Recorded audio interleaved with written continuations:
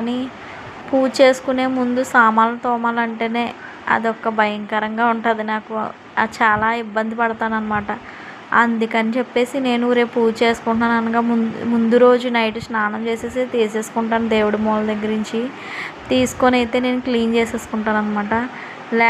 అలా చేసుకోవడం వల్ల మనకి ఏ ఇబ్బంది ఉండదు కదా ఫ్రెండ్స్. మార్నింగ్ లేచిన వెంటనే స్నానం చేసేసుకొని ఇంకైతే పూజ అయితే చేసేసుకుంటాం అనమాట.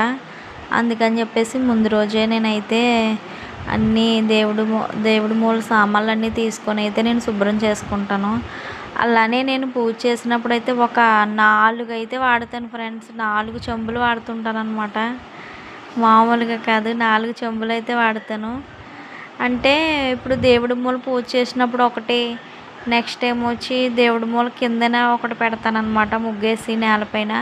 ఇంకొకటేమో డోర్ పక్కన పెడతాను, బయట పెడతాం కదా ఫ్రెండ్స్, అది దారమందం పక్కన అనమాట. ఇంకొకటేమో తులసమ్మ దగ్గర పెడతాను. అదేంటో నాకు ఇష్టం అనమాట, అలానే వాడతాను నేను ఎప్పుడు.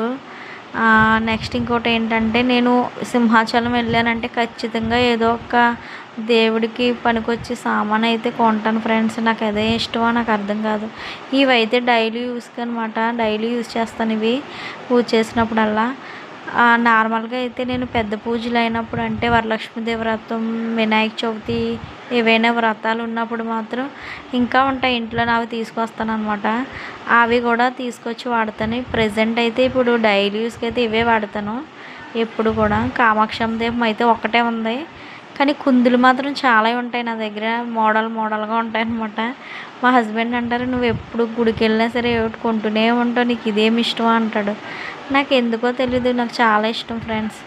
అలానే మన ఛానల్లో ఎవరైనా ఫస్ట్ టైం చూసిన వాళ్ళైతే లైక్ చేయండి, షేర్ చేయండి, అలానే సబ్స్క్రైబ్ కూడా చేసుకోండి ఫ్రెండ్స్.